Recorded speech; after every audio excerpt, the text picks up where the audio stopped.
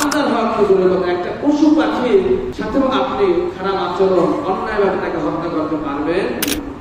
হাদিস শরীফে এসেছে আল্লাহ রাসূল সাল্লাল্লাহু আলাইহি ওয়াসাল্লাম বলেছেন যে মা মিন ইনসানিন ইয়াকতুলু উসফুরুন ফামা ফাওকাহা বিগাইরি হাক্কুহা, যদি কোনো মানুষ একটি চড়ুই পাখি বা তার চেয়েও ছোট অথবা বড় কোন সৃষ্টিকে, কোন প্রাণীকে হত্যা করে, আল্লাহ রাসূল সাল্লাল্লাহু আলাইহি ওয়াসাল্লাম বলেন সেটা যদি বৈধভাবে না হয়, অর্থাৎ খাওয়ার উদ্দেশ্যে না হয়, শুধু বিনা কারণে, তাহলে আল্লাহ রাসূল সাল্লাল্লাহু আলাইহি ওয়াসাল্লাম বলেন তাকে কাল কিয়ামতের ময়দানে এই বিষয়ে জিজ্ঞাসা করা হবে। বলেন সুবহানাল্লাহ। অর্থাৎ আপনি একটা প্রাণী, একটা সৃষ্টি, সেটা একটা চড়ুই পাখি বলছেন, তার থেকে ছোট অথবা বড় যাই হোক, বিনা প্রয়োজনে যদি আপনি সেটাকে খাওয়ার জন্য করেন, সেটা আপনার জন্য হালাল।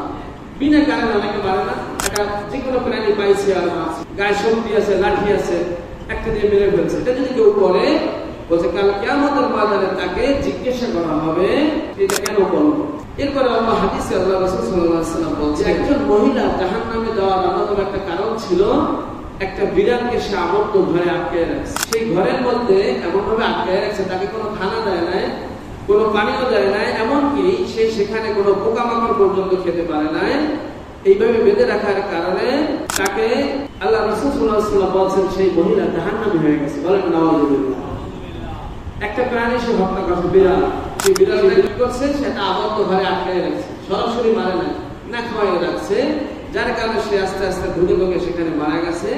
এই মারা যাওয়ার কারণে আল্লাহ রাসূল বলছেন ওই মহিলা জাহান্নামী, তাকে জাহান্নামে দেওয়া হবে শুধু এই একটা প্রাণী হত্যা করা